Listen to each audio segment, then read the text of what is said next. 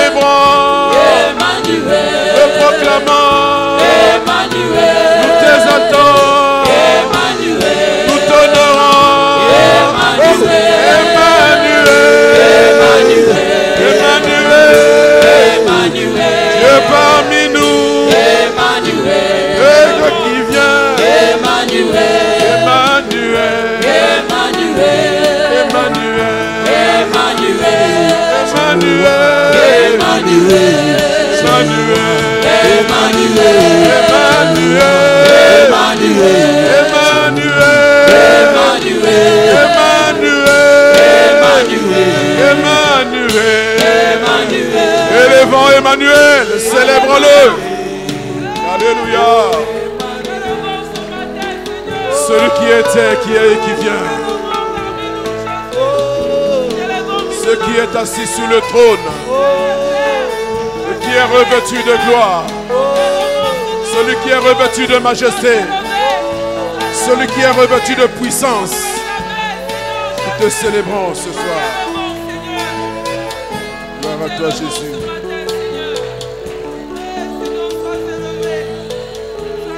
Dieu Emmanuel, Dieu parmi nous. Nous saluons ta présence par nos acclamations.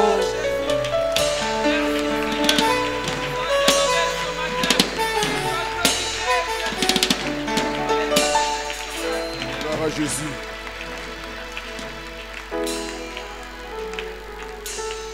Soyez bénis. Merci de vous asseoir. Pendant que tu t'assois, tu peux saluer ton frère, ta soeur, à côté de toi.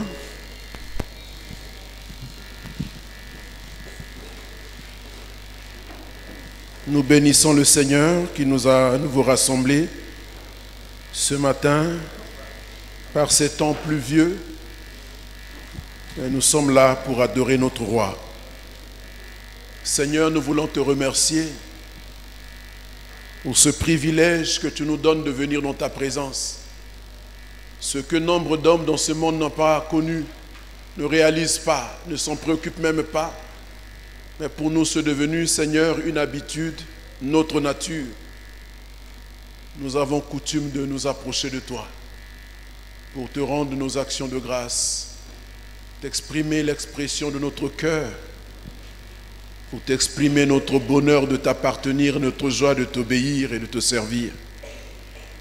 Merci de bénir ta parole et de nous aider à la communiquer et surtout d'aider ton peuple à s'en approprier, Seigneur, et à la pratiquer pour notre grande joie et pour ta gloire.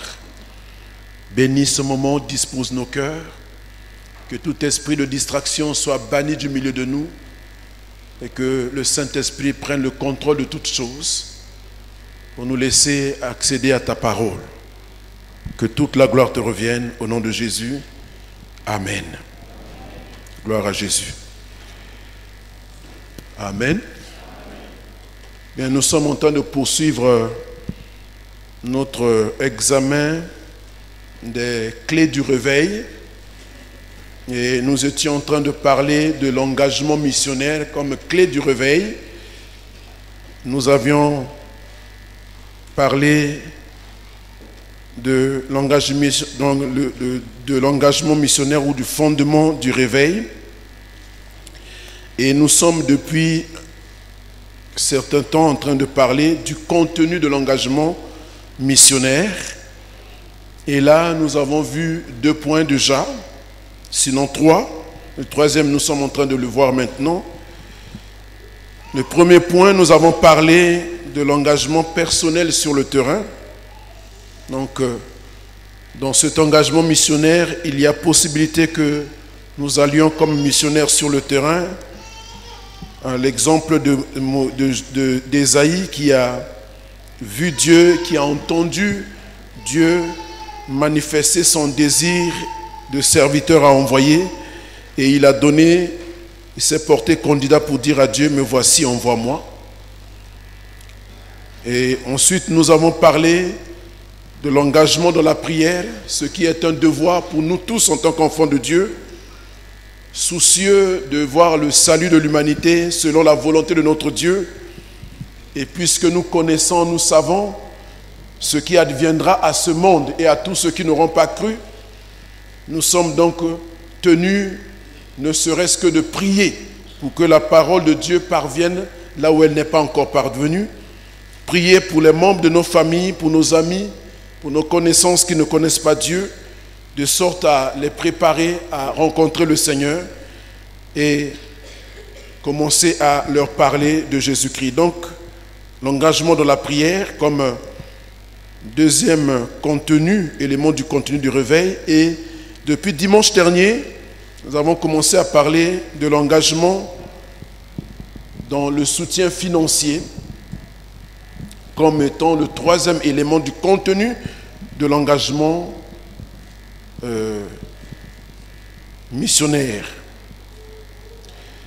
Donc le dimanche dernier, le docteur Okuya a commencé à aborder ce thème-là et il nous a parlé de l'exemple de Jésus-Christ, comment est-ce qu'il a bénéficié de l'engagement ou de soutien financier de l'époque, de ce qui pourrait être appelé l'église de l'époque, quand bien même elle n'existait pas encore. Et un texte avait été donc partagé dimanche dernier, celui qui est dans le livre de Luc, chapitre 8, versets 1 à 3, dans lequel nous voyons Jésus en train de parcourir des villes, de parcourir des villages. Il avait avec lui les apôtres, les 12, qu'il avait choisis, qu'il avait appelés et à qui il avait donné le nom d'apôtres. Ceux-là étaient les personnes qui devaient lui succéder dans l'œuvre et il se devait donc d'être à ses côtés pour recevoir l'enseignement de Dieu, pour se laisser impacter par lui. Mais à côté de ces personnes qui étaient les apôtres, on note aussi précisément des femmes, au nombre desquelles on cite Marie de Magdala, certains appellent Marie-Madeleine.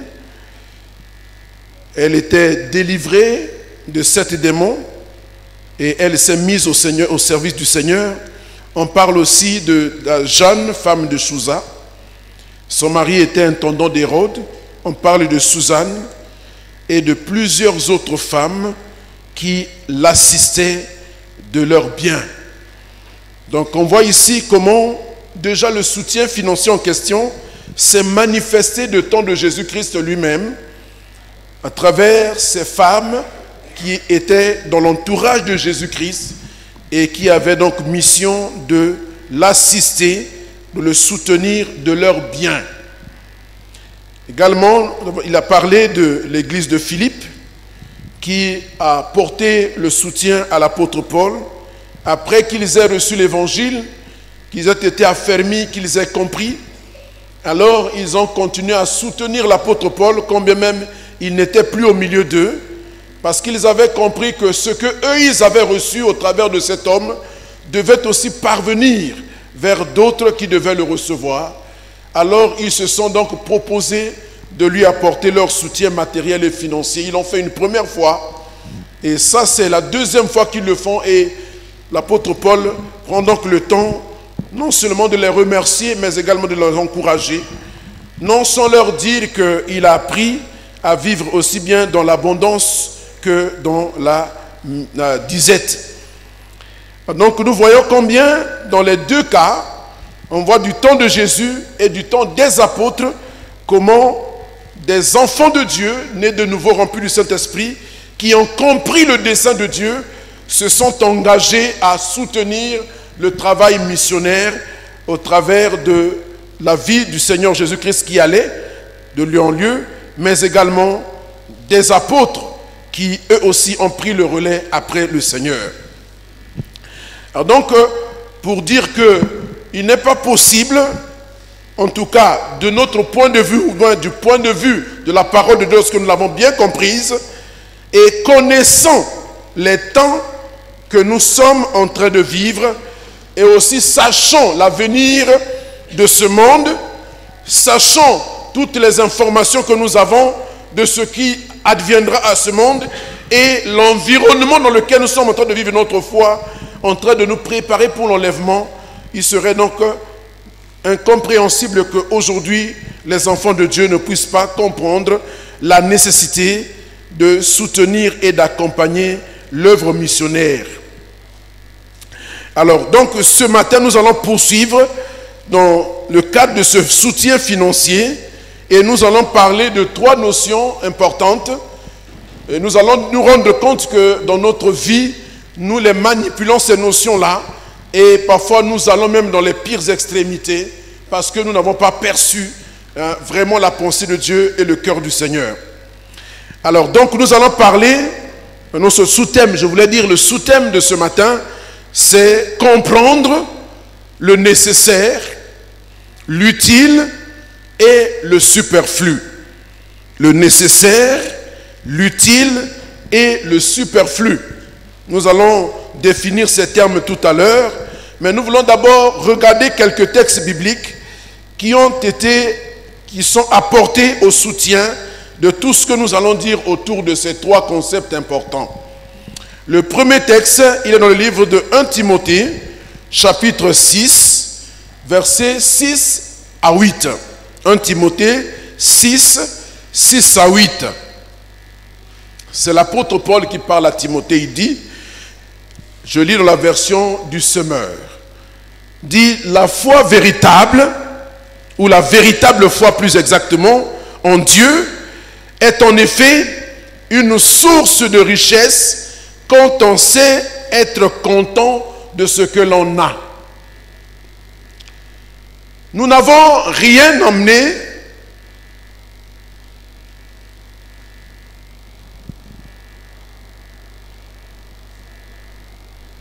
verset, la suite.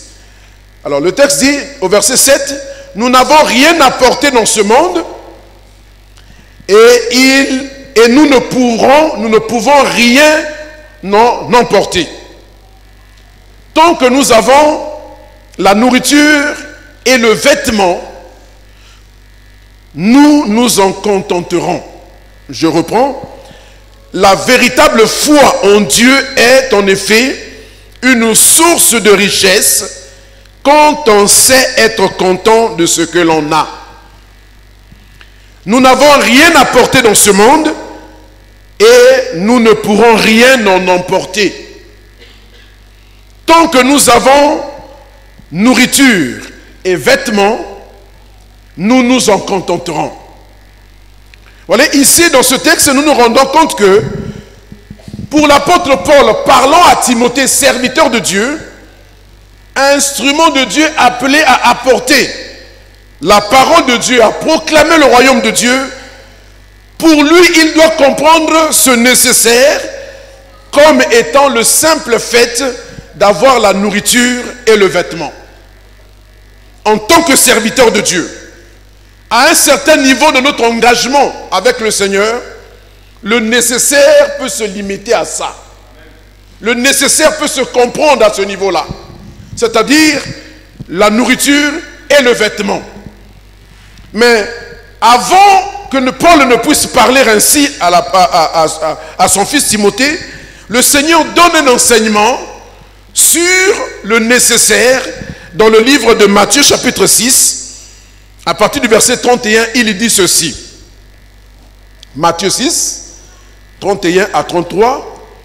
Il dit, ne vous inquiétez donc et ne dites pas, que mangerons-nous ou que boirons-nous ou avec quoi nous habillerons-nous?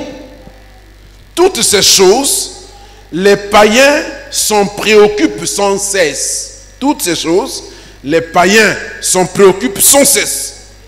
Mais votre Père, qui est aux cieux, sait que vous en avez besoin. Faites donc du royaume de Dieu et de ce qui est juste à ses yeux votre préoccupation première. Et toutes ces choses vous seront données en plus. Ici, l'apôtre Paul nous enseigne que ce qui est important, ce qui est nécessaire pour nous, notre Dieu le connaît. Et donc, il sait nous le donner au temps convenable lorsque nous aurons mis tout notre cœur à rechercher son royaume et à rechercher tout ce qui est juste à ses propres yeux. Donc, le Seigneur prend soin de ceux qui sont ses enfants, qui ont compris son dessein. Il ne devait pas faire de la recherche des biens de ce monde, des besoins de ce monde, sa préoccupation principale, parce que son Dieu connaît qu'il en a besoin. Alléluia. Contrairement aux païens qui recherchent ces choses de façon ardente, de façon préoccupante, l'enfant de Dieu doit plutôt se préoccuper du royaume de Dieu et de ce qui est juste aux yeux de Dieu. Et son Père, qui connaît ses besoins, les comblera en leur temps. Et nous voyons que plus loin encore, l'apôtre Paul va écrire à l'église de Corinthe. Dans sa deuxième lettre à l'église de Corinthe, au chapitre 9, versets 6 à 9, il écrit ceci. 2 Corinthiens chapitre 9, 6 à 8, il écrit ceci. Rappelez-vous ceci. Celui qui sème peu, récoltera peu. Celui qui sème abondamment, celui qui sème beaucoup, récoltera beaucoup. Il faut donc que chacun donne comme il a décidé en son cœur, sans regret ou par obligation. Car Dieu aime celui qui donne avec joie. Et Dieu a le pouvoir de vous combler de toutes sortes de biens, afin que, ayant toujours tout le nécessaire et en plus de quoi contribuer à toutes bonnes œuvres. Ici, nous voyons que l'apôtre Paul, il relève le fait que Dieu est capable de nous combler. Il est capable de combler tous nos besoins nécessaires. Il parle ici à l'église de Corinthe qu'il exhorte à organiser la collecte en faveur de l'église de Jérusalem qui était dans les difficultés, dans la pauvreté. Alors que les églises du côté de la Macédoine étaient aussi en train de s'organiser, l'apôtre Paul encourageait ceux de Corinthe pour dire qu'il ne faut pas que eux qui ont reçu l'évangile après vous puissent vous dépasser en termes de libéralité. Organisez-vous, et il a envoyé des émissaires pour essayer d'organiser la collecte de sorte qu'elle puisse parvenir à l'église de Jérusalem. Et il leur dit que si vous semez beaucoup, vous allez beaucoup récolter aussi. C'est la loi de la semaille. Alléluia. Mais il dit aussi qu'il faut que chacun donne comme il a résolu dans son cœur, parce que Dieu aime ceux qui donnent avec joie. Et ensuite il vient à cette exhortation. Lorsque nous donnons à la mesure de ce que nous avons reçu de Dieu, et que nous le faisons avec joie, que nous le faisons sans contrainte, Dieu nous comblera. Alléluia. Dieu est capable de nous combler, c'est-à-dire de répondre à tous nos besoins nécessaires. C'est-à-dire qu'il est capable d'aller au-delà du strict minimum qu'il a commencé par dire à Timothée, c'est-à-dire le vêtement et la nourriture. Il dit que Dieu est capable de regarder aussi les autres aspects de ce nécessaire-là. Et en plus, il y aura suffisamment qui resterait, donc le superflu, qui nous permettrait aussi de répondre à toutes les bonnes œuvres possibles. C'est-à-dire de faire du bien autour de nous, ou de financer la propagation de l'évangile. Et puis il ajoute encore ceci, toujours dans cette deuxième lettre à l'église de Corinthe, un chapitre en arrière, donc au chapitre 8, le verset 13 à 14, regardez ce qu'il dit. Il dit, il n'est pas question de vous réduire vous-même à l'extrémité pour que d'autres soient soulagés. Il s'agit simplement de suivre le principe d'égalité. Verset 14. Dans la circonstance présente, par votre superflu, vous pouvez venir en aide à ceux qui sont dans le besoin. Ainsi, par leur superflu, ils pourront un jour subvenir à vos besoins, ainsi s'établit l'égalité. Donc ici, l'apôtre Paul est en train d'encourager l'église de Corinthe à se mobiliser en faveur des autres, à faire pour les autres, à apporter pour les autres, de sorte que lorsqu'ils seront comblés, il se pourrait qu'un jour aussi, vous, à votre tour, vous soyez dans le besoin et qu'ils soient donc amenés eux aussi à vous apporter leur superflu. Donc, quand il demande à l'église de se mobiliser, de s'organiser, il ne leur demande pas de s'appauvrir ou de se sacrifier, de se priver de tout en faveur de l'église de Jérusalem. Mais il dit qu'en faisant cela, vous êtes en train comme de préparer des greniers pour les jours de votre propre famine, les jours de votre propre pauvreté. Parce que ça peut arriver à tout le monde.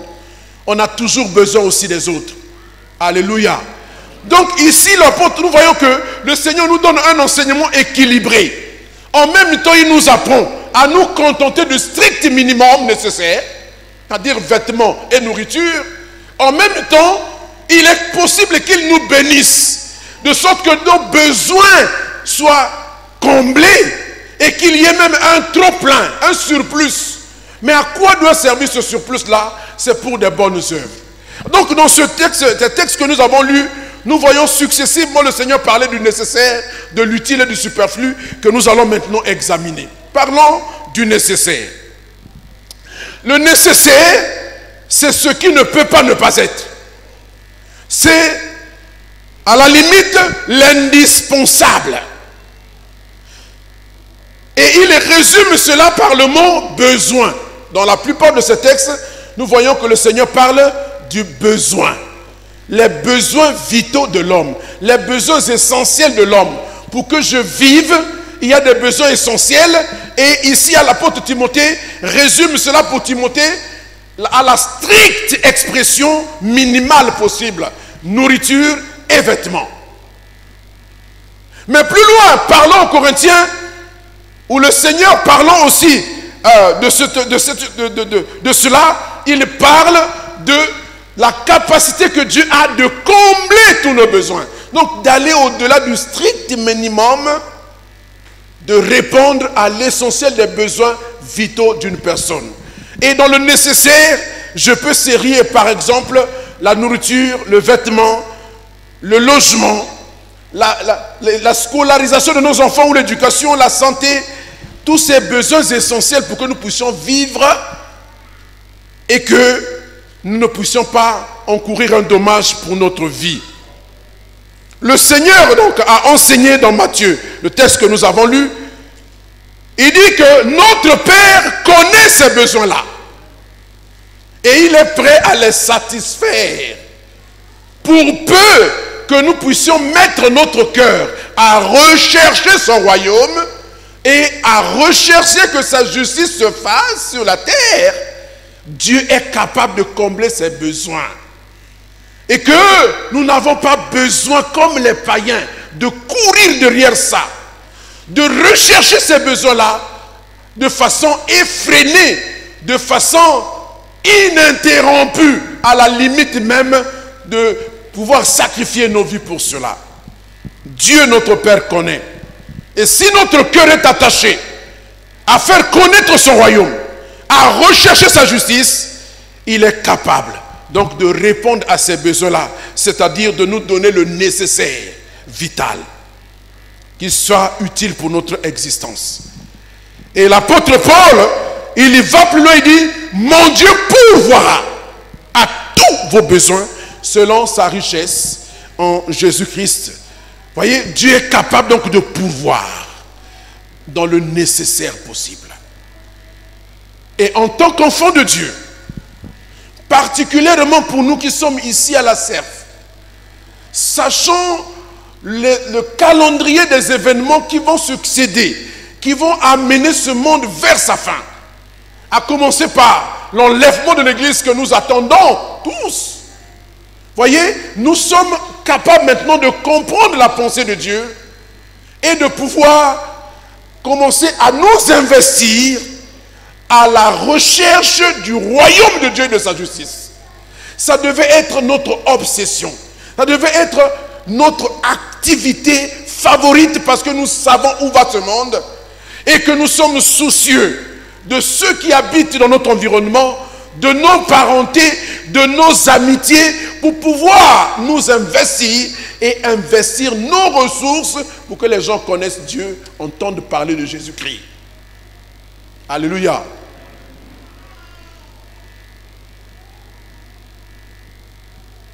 L'apôtre Paul dit, nous n'avons rien à porter dans ce monde. Et il est évident que nous n'emporterons rien à notre mort. Généralement, quand nous allons dans les veillées, c'est le lieu où on doit réfléchir. Regardez ce qui se passe. La personne qui part, elle laisse tout derrière elle. Femme, enfants, biens, meubles et immeubles qu'il a accumulés sur la terre, il est obligé de les laisser. Même si l'on pousse l'extravagance à l'extrême et qu'on lui construit une tombe en marbre, il y en a même qui construisent carrément une villa et puis la tombe est dedans. Ce n'est que la vanité, c'est de la stupidité. Alléluia. Vous savez que ce qui importe pour Dieu, lorsque nous parlons de l'engagement missionnaire, toute l'œuvre de Dieu est bâtie autour d'un objectif principal, sauver l'humain. Et c'est pour ça que Christ a quitté le ciel, il s'est sacrifié, il s'est fait pauvre pour venir au milieu de nous et chercher à sauver les humains. Donc il n'y a pas une œuvre qui vaille pour une église. Il n'y a pas d'église, il n'y a pas de vision qui vaille si elle n'est pas fondée sur le salut de l'homme. Et toute la vie de l'humanité, si l'humanité avait compris cela, il n'y aurait pas de pauvreté dans le monde. Parce qu'il y a des gens qui sont immensément riches et avec leur richesse, on peut secourir tous ceux qui sont dans le malheur partout ailleurs dans le monde. Mais comme les gens n'ont pas Dieu, ils n'ont pas compris ça.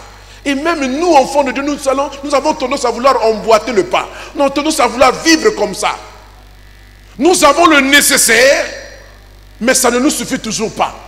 Nous nous battons, nous souffrons, comme si nous n'avions pas compris les desseins de Dieu, au point de nous sacrifier corps, âme, esprit à la recherche éperdue des choses de la terre, comme les païens le feraient.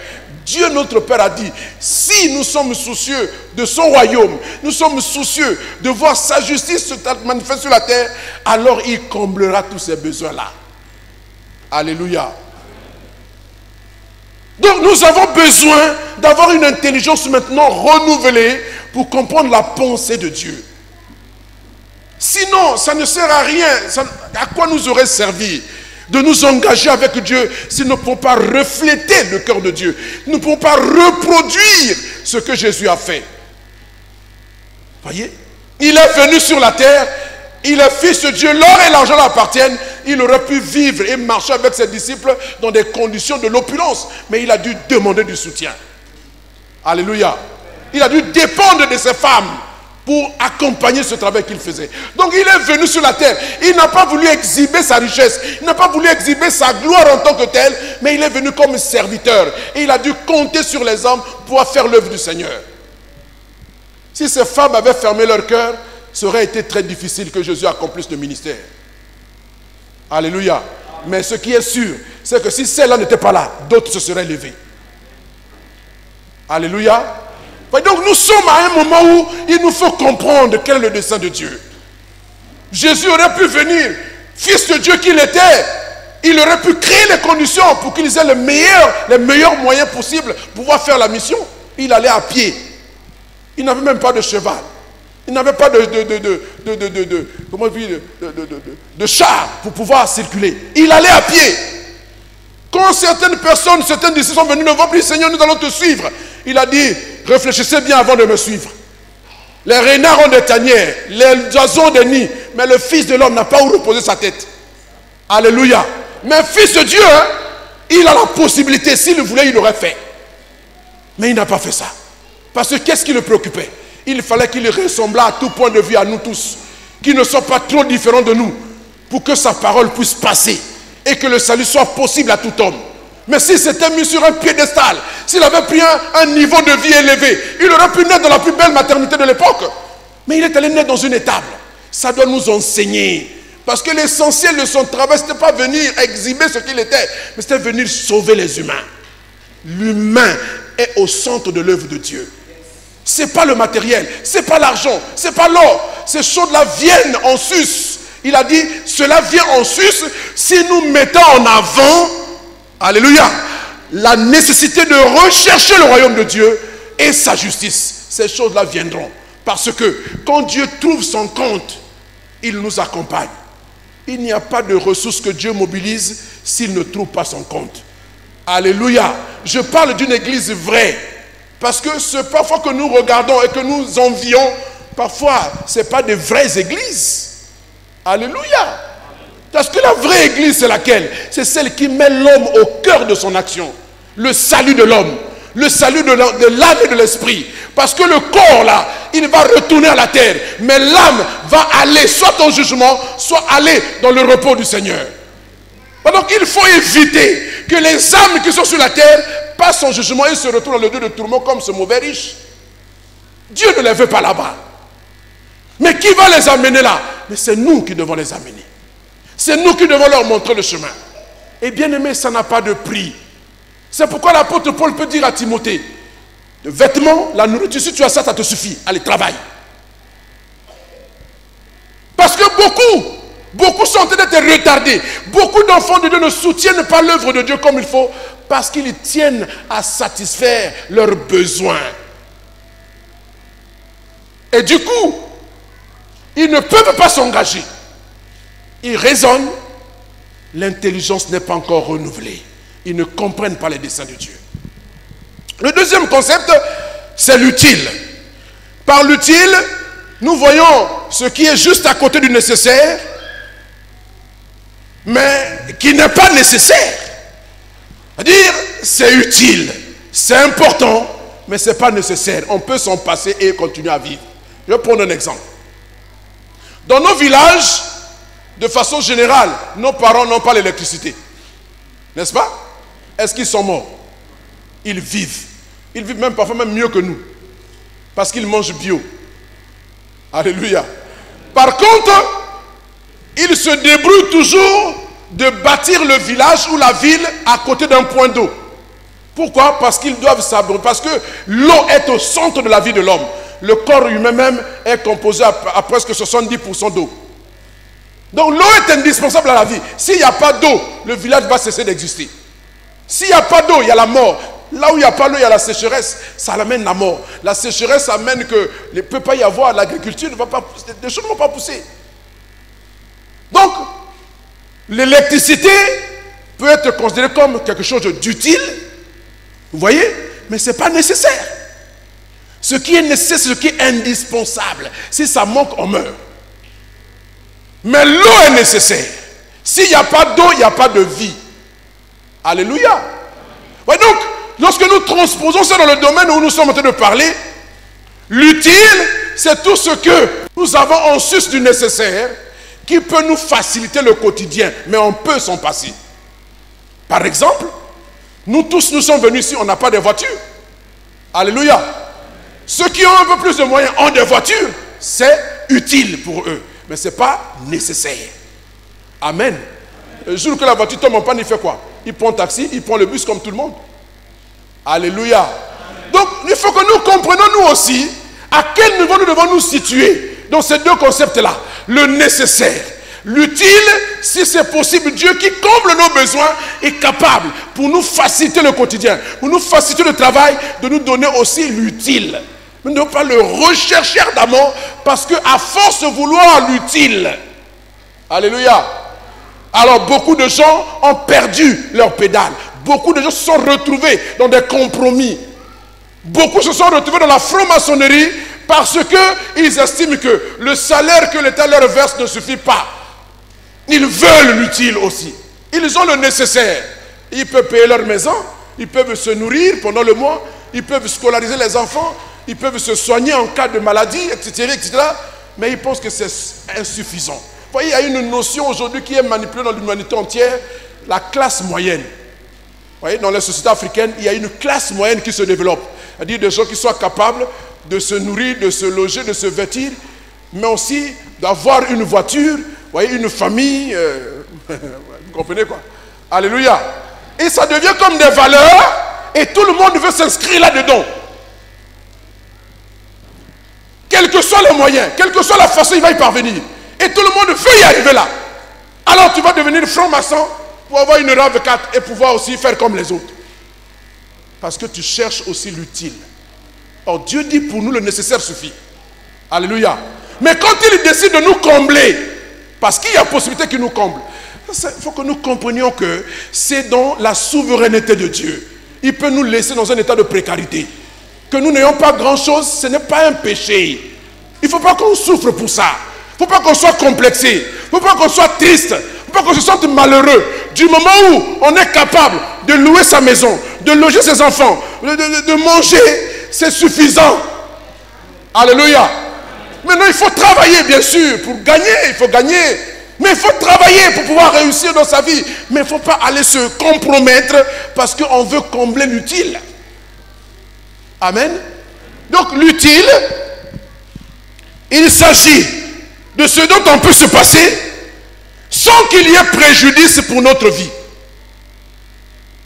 Amen. Alléluia. Moi j'ai dormi toute la nuit dans le noir, mais le matin je suis debout. Je suis là, je parle. Je ne suis pas mort. Alléluia.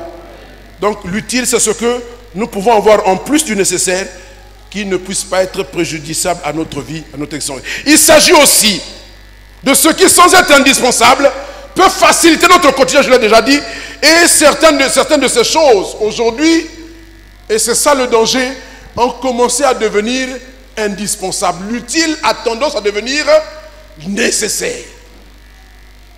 Alléluia. Alléluia. L'utile commence à devenir nécessaire. Et c'est là où le danger commence à arriver pour notre foi. Pour notre marche. Alors, j'en arrive au superflu parce que c'est là le gros problème. Notre problème se trouve là. Le superflu, c'est ce dont on n'a pas en réalité besoin. Ce dont on n'a pas fondamentalement besoin. Le nécessaire, oui. L'utile, possible. Mais le superflu, c'est ce dont on n'a pas fondamentalement besoin. Ça peut manquer, nous continuerons à vivre comme si rien n'était. Et ce qui vient en plus du nécessaire et de l'utile. Et aujourd'hui, bien-aimés, nos maisons et nos propres vies telles que nous sommes assis là sont remplies de choses superflues.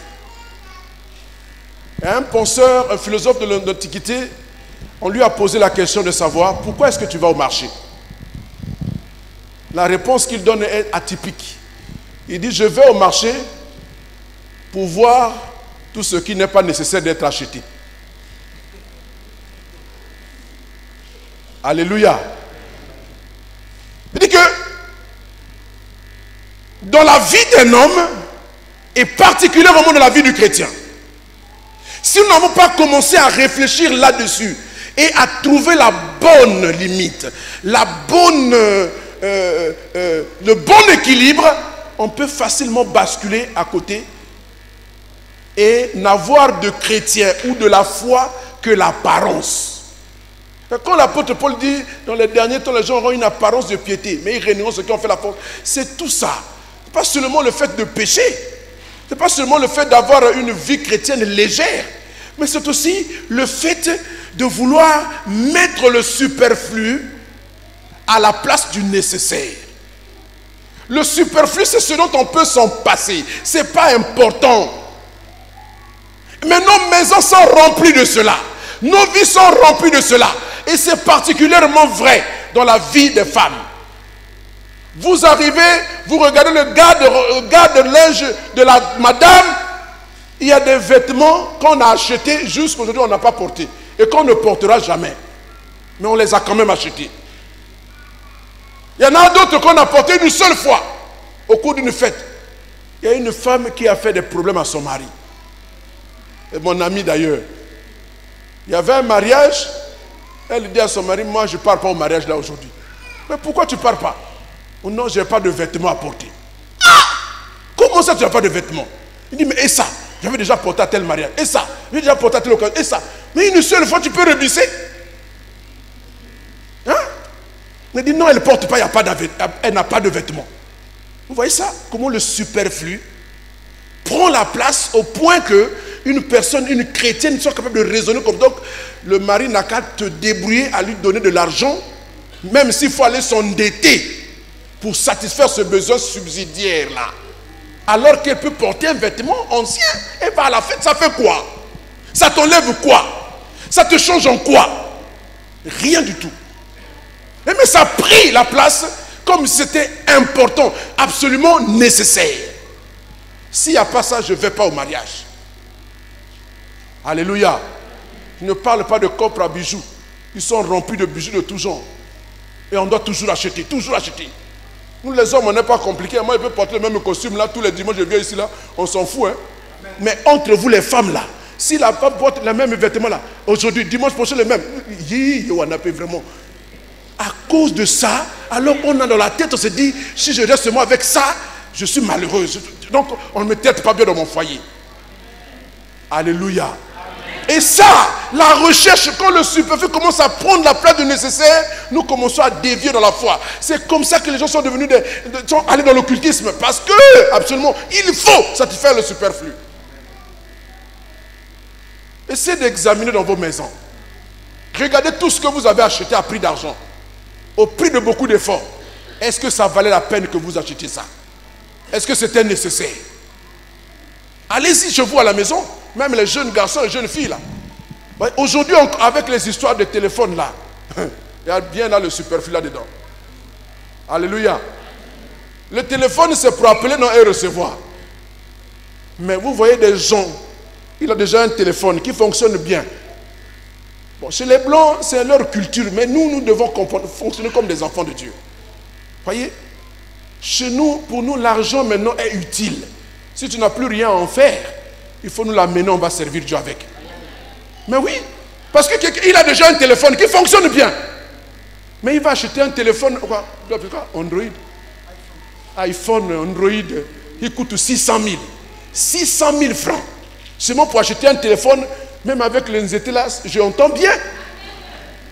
Il donne même le réseau le meilleur. Quand nous allons à iPhone dans la forêt là, c'est ça même qui fonctionne mieux que les autres. Alléluia. Vous voyez, 600 000 francs que l'on va mettre en jeu juste pour avoir un téléphone dernier cri, pour être comme les autres. Le suivisme nous amène à faire que le superflu prenne la place nécessaire. Et on commence à vivre comme si ça nous manque, on est malheureux. Alléluia. Alléluia. Voyez, il faut que nous fassions attention parce que la Bible dit, ne vous conformez pas au siècle présent, mais soyez transformés par le renouvellement de l'intelligence. Si nous sommes devenus enfants de Dieu, ça veut dire que nous avons pris fait et cause pour les desseins de Dieu sur la terre. Nous servons le dessein de Dieu. Comment vous pouvez servir quelqu'un dont vous ne comprenez pas les desseins? Comment vous pouvez servir quelqu'un dont vous ne suivez pas le modèle? Imaginez-vous, est-ce que si Jésus était sur la terre et qu'il avait la possibilité d'avoir 600 000 francs, il préférerait les investir pour acheter un téléphone dernier cri ou plutôt d'aller évangéliser une ville? Qu'est-ce qu'il aurait fait? Alléluia. Si nous ne sommes pas capables de penser ça, c'est que nous trompons Dieu. Nous sommes en train de nous tromper nous-mêmes. On n'est pas avec Dieu. Nous donnons l'impression d'être avec Dieu, mais nous sommes loin de Dieu. Parce que celui qui est avec Dieu, il a le cœur de Dieu. C'est pourquoi il a choisi les apôtres, pour les avoir avec lui, pour marcher avec eux, pour les enseigner et surtout pour impacter leur cœur. La béatitude, le premier enseignement que Jésus donne à ses disciples, c'est pour changer le cœur, de mettre en leur cœur de nouvelles valeurs, pas les valeurs du monde. Mais nous venons au Seigneur, les valeurs du monde sont collées à notre peau. On n'arrive pas à se détacher. Voyez? On n'arrive pas à se détacher.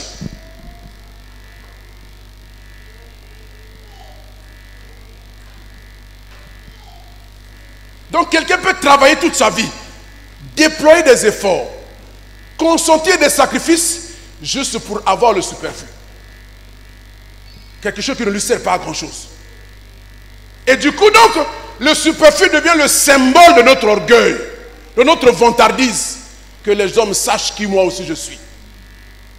Voyez, j'ai entendu un pasteur en train de prêcher, enseigner ceci.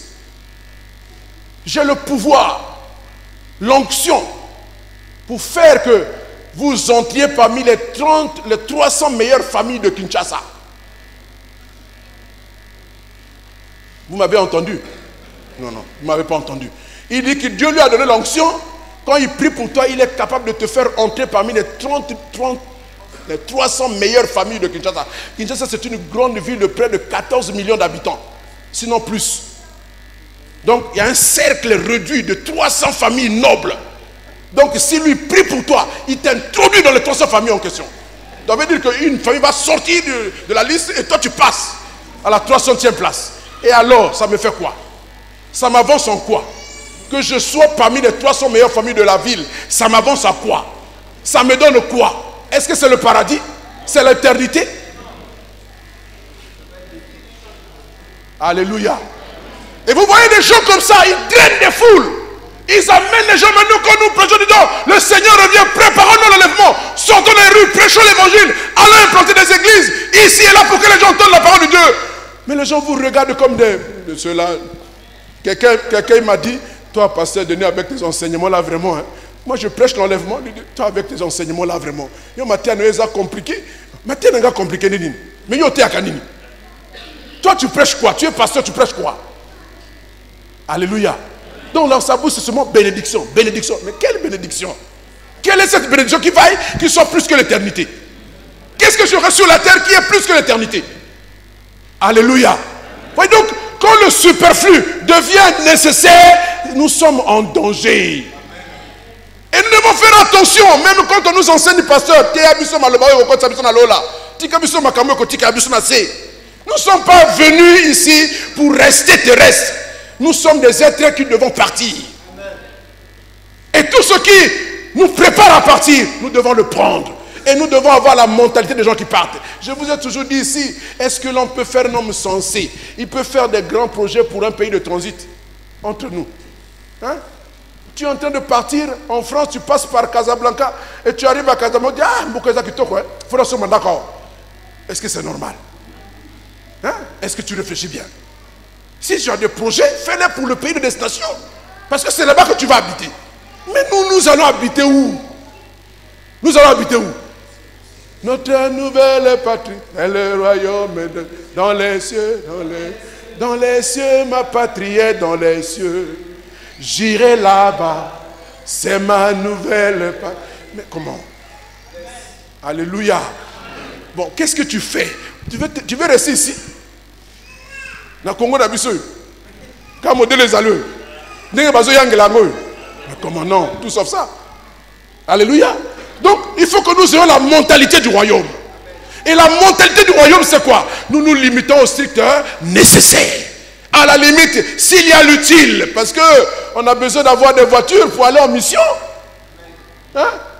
Moi, je dis toujours, le jour que Dieu va me donner la voiture, hey, je commence à prêcher l'évangile seulement ici, je commence à 45 là. Il est fini dans le Djongi. Bien aimé, tout ce que Dieu vous donne doit être utile pour le royaume. Même quand vous achetez le téléphone là, regardez dans votre téléphone, il y a quoi dedans de Dieu? Hein? Même la Bible, il n'y en a pas. Hein? C'est pour voir WhatsApp. C'est pour voir seulement Facebook. Et Facebook, là, il y a quoi même dedans? N'importe quoi. Oh, Seigneur Jésus. Hein? Mais nous devons avoir la mentalité du royaume. Nous ne sommes plus de la terre. Nous sommes des êtres célestes. Nous sommes en train de partir. Donc celui qui part, il pense déjà là où... Bien aimé, généralement quand je dois voyager, je dois aller quelque part, 2 ou 3 jours, même 4 jours avant, mon esprit est déjà là-bas. Je suis en train déjà de penser là-bas. Ça fait que généralement mon sac est déjà prêt 2 ou 3 jours avant, mon sac est déjà prêt. Parce que je me mets déjà dans le contexte de là où je vais. Parce que je sais que c'est là-bas que je vais être, c'est là-bas que je vais me déployer. Mais bien aimé, nous devions déjà voir, tu dois rechercher, au ciel ce sera comment nous vivrons, comment nous allons marcher, et qu'est-ce que Dieu je vais faire. C'est-à-dire, prêche ma parole, proclame mon nom, parce qu'il faut qu'il y ait plusieurs autres qui rentrent. Le monde est en train de mourir, c'est un mouroir à ciel ouvert. Les gens meurent et ils vont au-devant de la mort par eux-mêmes. Ils sont piégés facilement par le sexe, par l'argent, par tout ça, ils y vont. Mais qui va les arrêter? Qui va les arrêter? Dieu n'a pas fait l'enfer pour que les hommes aillent là-bas, bien aimés. Il faut que nous le comprenions. Et si Jésus est venu, et il nous a recrutés pour que nous continuions de faire comme lui l'a fait. Est-ce que nous sommes satisfaits de ce niveau que nous avons atteint dans l'église? Du travail que nous avons fait? Nous ne sommes même pas dans tous les arrondissements de Brazzaville. Mais nous avons quand même de l'argent à dépenser pour le superflu. Hein? Donc même Brazzaville, on n'a pas encore tout pris. Et le pays, il faut le prendre. Ce que nous vous enseignons là, beaucoup ne l'entendent pas. Voyez? Les pasteurs du fond m'ont appelé, ils m'ont dit, papa, est-ce qu'il est possible que tu viennes nous faire une conférence sur les hérésies et les fausses doctrines? J'ai dit, oui, je vais venir, mais je n'ai pas l'argent. Alléluia. Par la foi, je vais partir. Ils veulent être enseignés. Ce n'est pas des chrétiens, des serviteurs de Dieu, donc les responsables d'église. Vous voyez les églises qui sont à l'intérieur là, les pasteurs sont ici. Donc quand je vais là-bas, les pasteurs sont autour de moi. Ils viennent. Ils sont même à la limite jaloux des autres. Là. Ah, vous, votre pasteur, vous visitez au moins 2-3 fois par année. Mais ils n'ont jamais vu de leur leader. Et quand le leader passe, c'est pour aller racler leur compte. Hein. C'est pour ramasser leur compte. D'abord, ils font les cotisations. Papa arrive à les cotisations. Chacun, simple fidèle, temps. Vous donnez. Hein. Et il racle toutes les caisses. Il fait le tour de... Ah, Seigneur Dieu, Nzambe vraiment. Nzambe vraiment, regardez-moi ça. On peut prêcher la parole, mais ne pas avoir la mentalité du royaume. Vous comprenez? Attention au superflu, bien-aimé. Le superflu, c'est ce dont on peut s'en passer. Hein? Il y a des femmes qui, chaque samedi, il faut qu'elles aient un salon. Si quelqu'un a un salon, est-ce que Dieu t'a dit que quand tu viens ici, il a bien de voir ta tête? Parce qu'elle était bien faite ou pas? Il a besoin de voir ton cœur. Voyez, nous prenons ce qui n'est pas important, nous le mettons au-dessus, et ce qui est fondamental, nous le laissons derrière. C'est ton cœur, tu devais te préoccuper.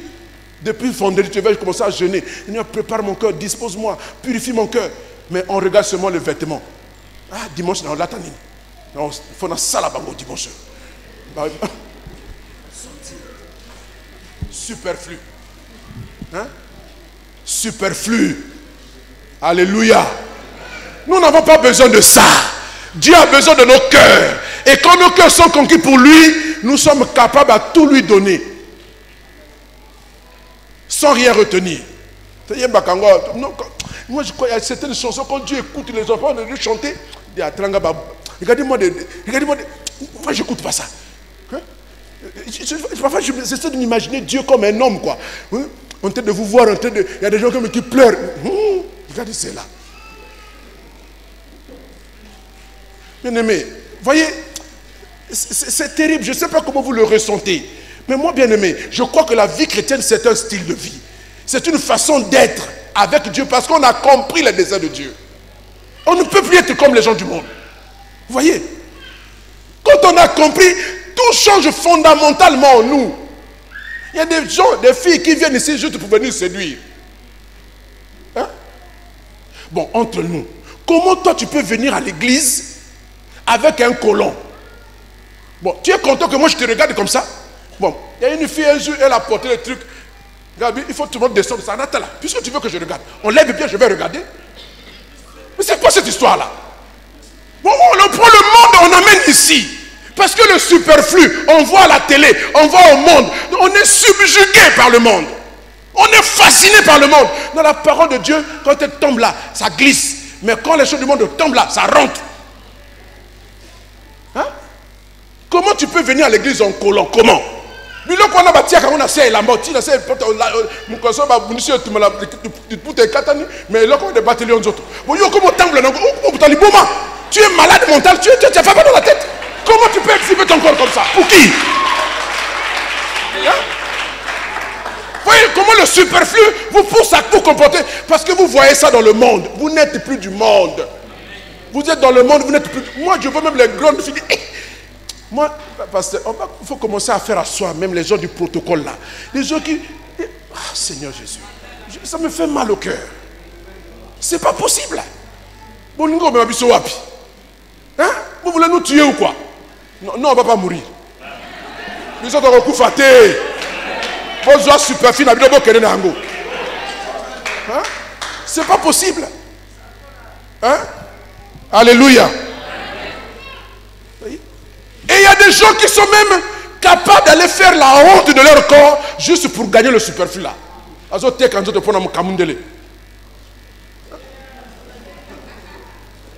Bon, Kamundele.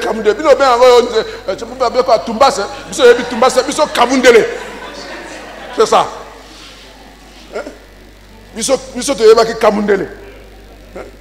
Pour ça, tu vas vendre ton corps.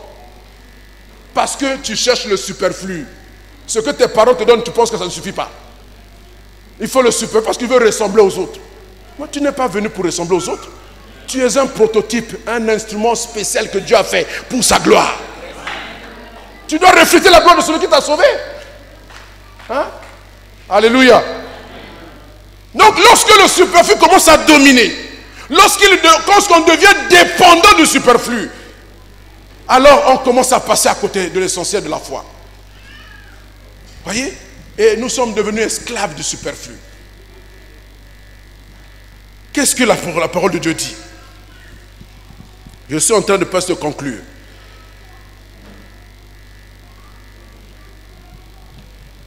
Je voudrais qu'on nous ramène le texte de 2 Corinthiens chapitre 8. Versets 13 à 14. 2 Corinthiens 8, 13 à 14.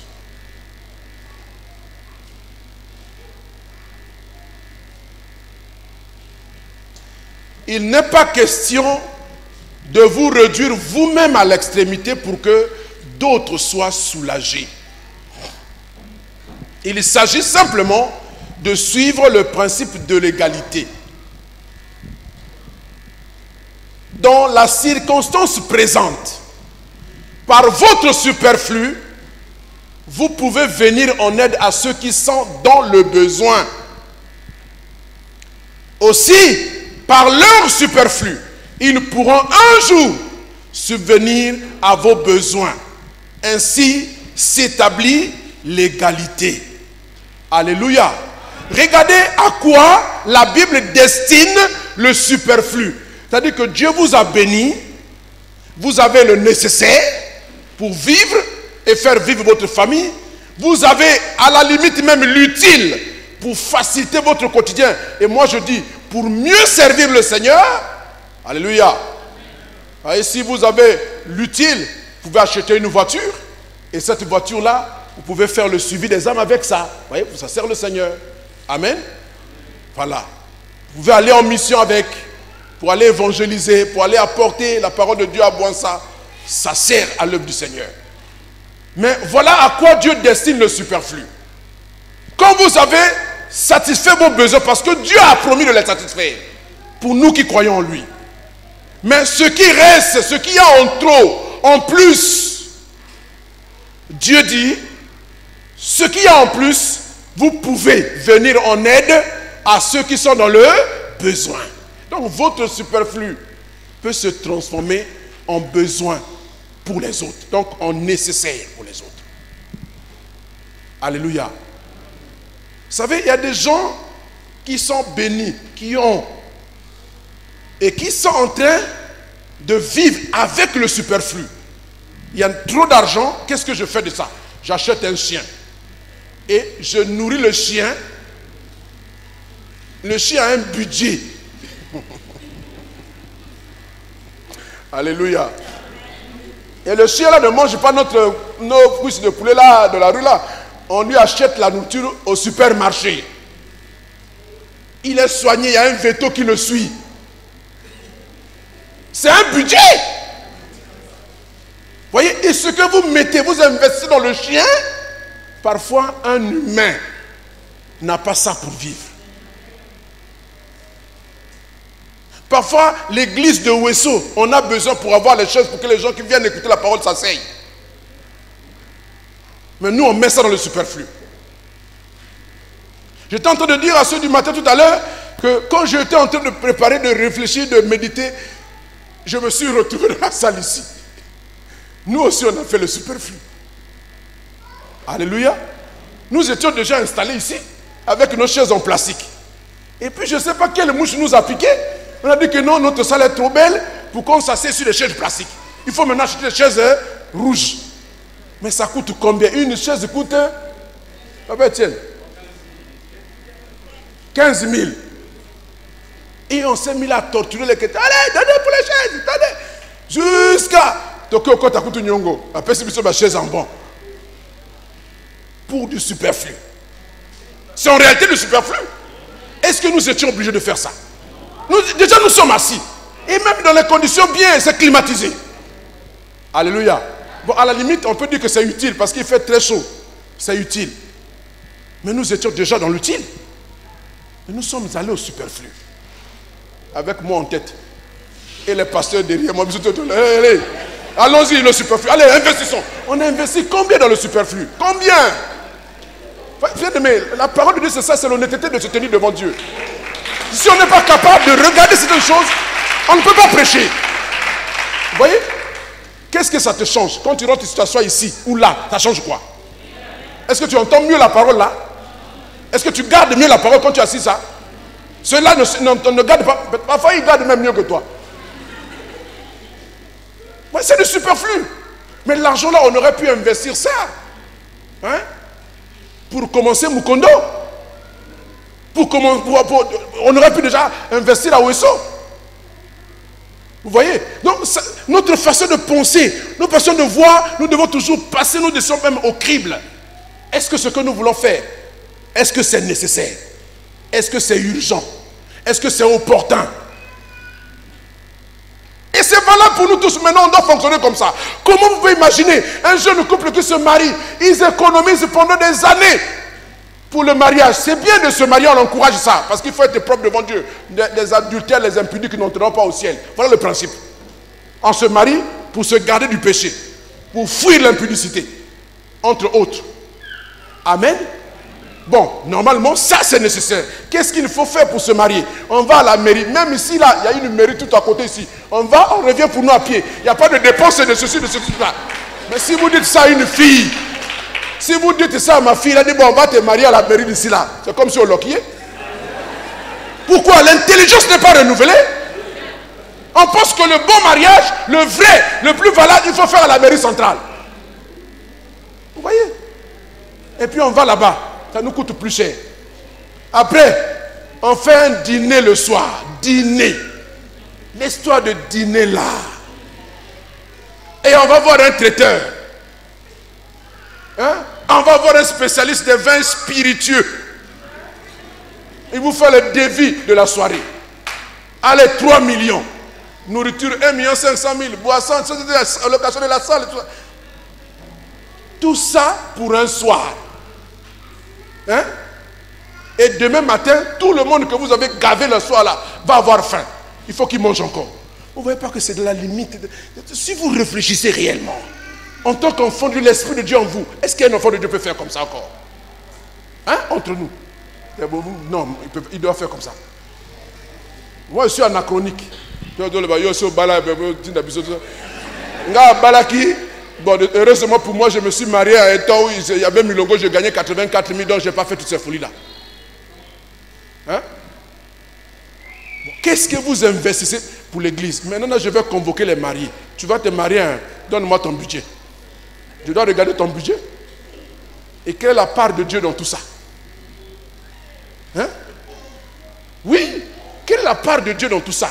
En quoi Dieu tire gloire de toi? Ok, la boutique, et puis les gens ont emporté 3 millions, bien aimés. 3 millions, c'est le devis exact pour construire l'église de Wissou. 3 millions.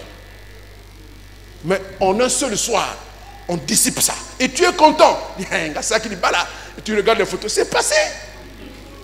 Hein? Et parfois tu fais quand tu n'es même pas obéissant, tu n'as même pas suivi les cours pour fiancer. Tu vas là-bas, une discipline, dans les balles. Hein?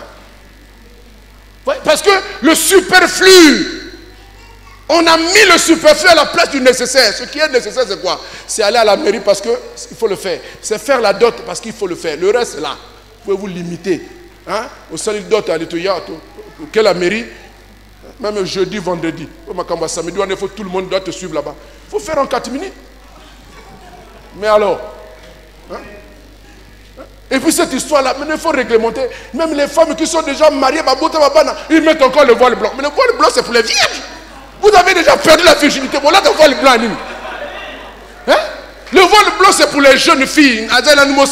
Donc, toi, tu as déjà perdu la virginité. Tu as même déjà fait des enfants. Tu dois porter une tenue normale. Rose. Il faut surveiller ça maintenant. Mais non, il ne faut pas... Tout ça parce qu'on veut faire comme les autres. Non. Le superflu. C'est pas parce que tu vas mettre le voile blanc que la bénédiction va être réelle. La bénédiction dépend de ton cœur. C'est ça qui est nécessaire. Hein? Je peux multiplier les exemples. Vous allez vous rendre compte que nous sommes en train de mal marcher. Si ce n'était pas ça là, beaucoup en rateraient le ciel. Je vous assure. Parce que l'intelligence n'est pas renouvelée. Nous vivons comme les païens. Donc c'est le monde, même si nous sommes devenus chrétiens, mais le monde continue de nous gérer. Le monde continue de nous gérer. Parce que tout ce qu'on fait là, on voit ça où? C'est dans le monde.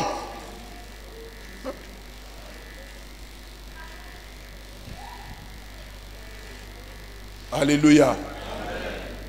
Donc ce superflu là, du point de vue de Dieu, doit servir à autre chose. Ce que j'ai en plus, ce dont je n'ai pas besoin. Quand mes besoins, il faut être aussi honnête. Il ne faut pas exagérer les besoins parce que les besoins sont toujours au-delà. Quel que soit ce que tu peux avoir comme salaire, les besoins vont toujours commencer à... Bon, quand le superflu prend la place, hein, voyez, ce qui n'était pas nécessaire, vous commencez à le rendre nécessaire. Et ça fait que quand tu as un salaire de 100 000, ça ne suffit pas parce qu'il y a le superflu toujours dedans. Alors tu auras besoin qu'on te donne 500 000. Quand tu as 500 000, le superflu s'ajoute. Ce n'est pas les besoins nécessaires. Alléluia. Or, le superflu du point de vue de l'enseignement de Jésus-Christ, il doit servir aux bonnes œuvres.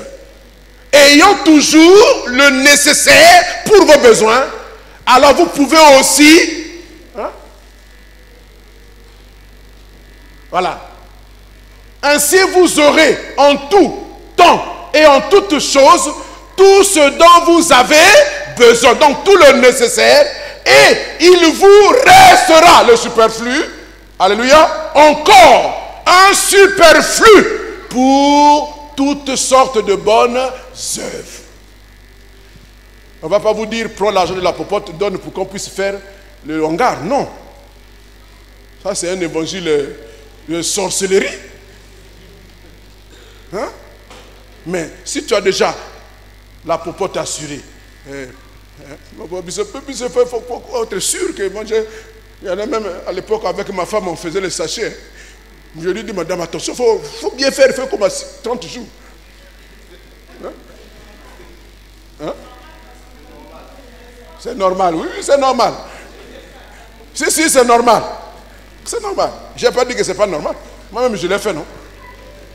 Donc, on met le sachet de couches de poulet, de mousseka, le poulet, chaque chassé pour un jour, non? Quand on a, ça fait combien? Il y a un thème, tu es père de famille. Ça fait combien? 24 mères. Il n'y a pas moyen de retirer pour fabriquer encore d'autres, pour que ça fasse 30. Que je sois sûr que ton corps a fait du mois. C'est normal pour un chef de famille, n'est-ce pas? En tant que chef de famille, on doit être sûr que on peut déplacer ses enfants pour qu'ils aillent à l'école. On est sûr que l'école est payée. On est sûr qu'ils ont de quoi goûter. On est sûr qu'en revenant, ils auront de quoi manger. On est sûr. Tout ça, ça doit être fait. Ok. Mais quand tout ça est fait et qu'il y a un surplus, tu fais quoi de ça? Hein? Tu vas aller acheter un chien.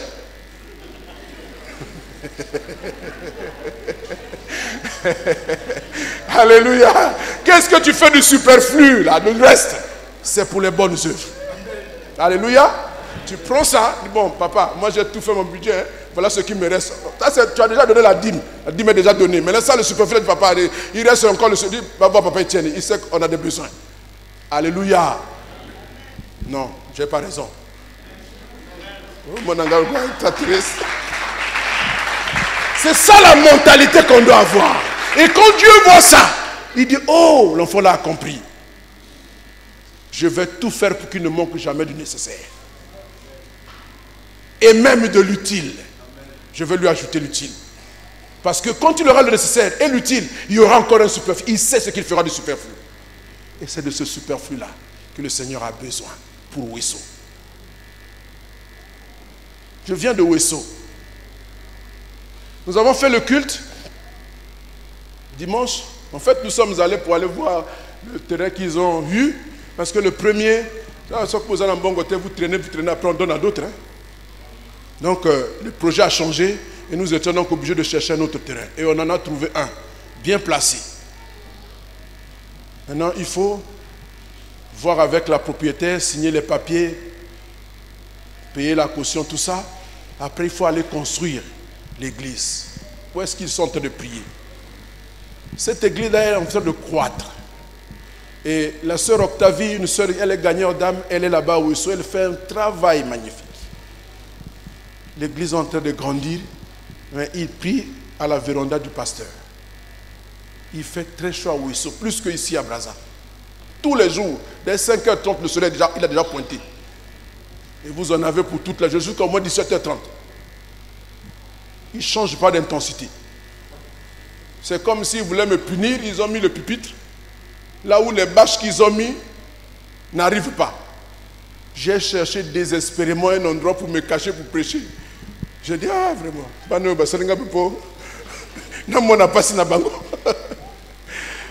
donc les gens viennent, et comme les conditions sont celles-là, parce que les païens, ils aiment ça, ils voient ça, tout ça.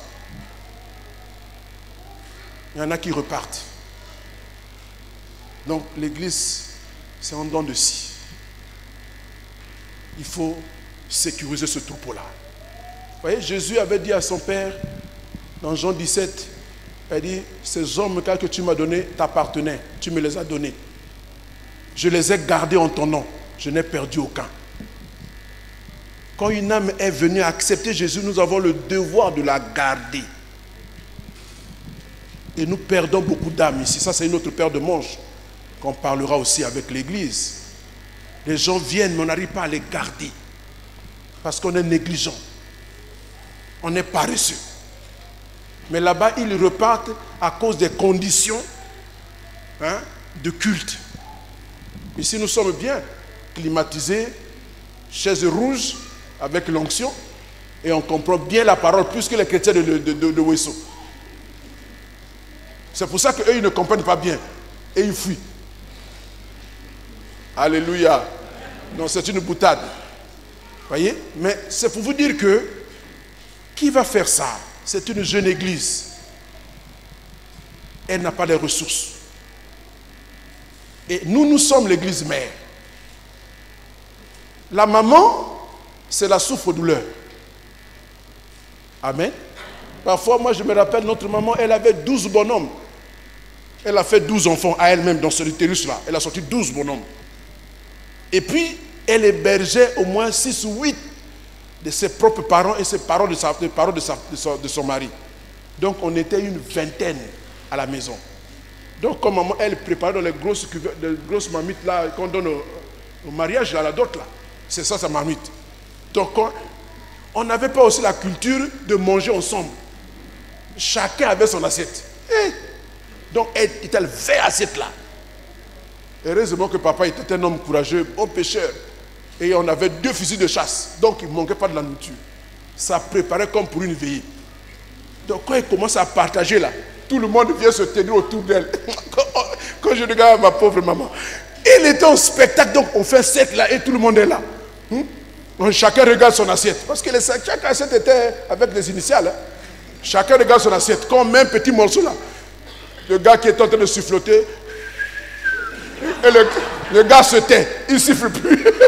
La maman sait que le gars là, quand elle lève les yeux, voit le gars, donc elle ajoute là. Donc elle est obligée de faire comme ça, et à la fin, il n'y avait plus rien de la marmite. Et elle prend que le manioc, elle prend juste la soupe là, c'est ça sa nourriture. 20 bonhommes environ. C'est ça la maman. Mais ici, la maman ici aime le confort. Elle est bien, elle mange bien.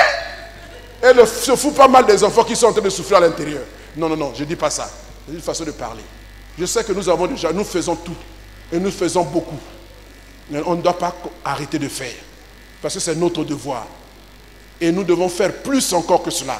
Si on a compris que nous pouvons maintenant destiner notre superflu à ça, nous serons plus efficaces.